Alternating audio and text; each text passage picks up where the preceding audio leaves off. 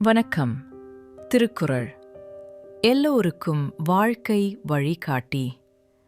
எந்த வயதிலும் எந்த நிலைமையிலும் இது நம்மை மெதுவாக நல்லதொரு பாதைக்கு அழைத்துச் செல்லும் நெறி.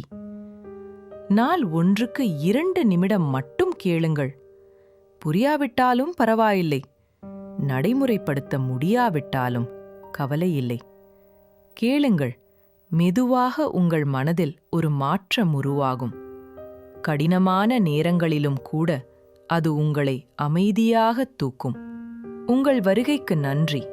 லைக் பண்ணுங்கள், சப்ஸ்கிரைப் பண்ணுங்கள். வாங்க, இன்று நம்ம திருக்குறளை தொடங்கலாம்.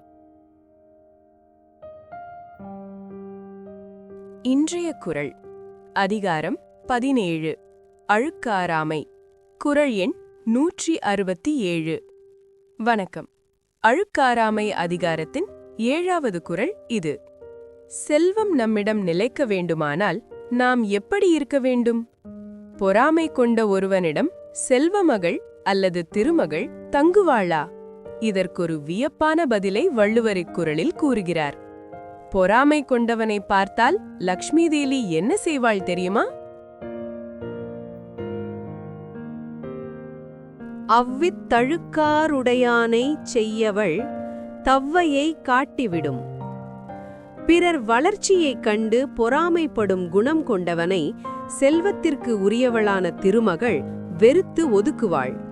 அது மட்டுமல்ல, அவள் அங்கிருந்து நீங்கி தன் மூத்த சகோதரியான மூதேவிக்கு, அதாவது வறுமையின் தெய்வத்திற்கு அவனை அடையாளம் காட்டிவிட்டு சென்று விடுவாள்.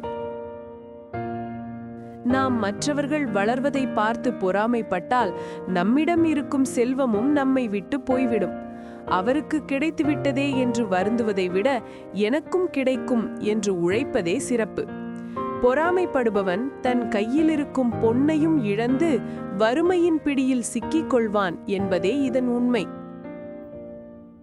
இன்று பொறாமை எப்படி அதிர்ஷ்டத்தை அழிக்கும் என்பதை கற்றோம். அடுத்த குறளில் மீண்டும் சந்திப்போம். நன்றி. உங்கள் மனம் நிம்மதியாய், உங்கள் வாழ்வு நிலைத்ததாக இருக்க நமது சேனலுடன் இணைந்திருங்கள். வீடியோ பிடித்திருந்தால் லைக் செய்யவும் மற்றும் புதிய ஞான கருத்துக்களை பெற சப்ஸ்கிரைப் செய்ய மறக்காதீர்கள்.